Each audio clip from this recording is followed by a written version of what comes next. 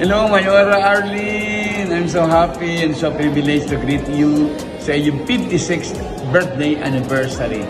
Pagpalain naman po kayong lagi ng Diyos, ipagalaw sa inyo. Marami pang taon ng karawan upang kayo patuloy na maglingkod sa kanyang bayan.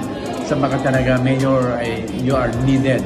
And thank you for all the things that you have done to our beloved Santa Rosa, but especially sa kanunong na bayan at sa aming mga pari. You are always included in our prayers.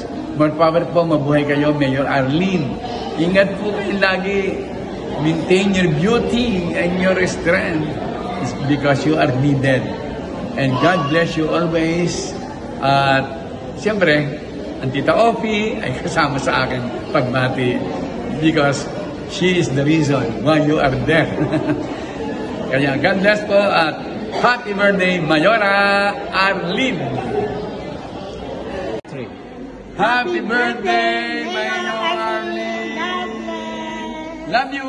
Love you too! Happy birthday!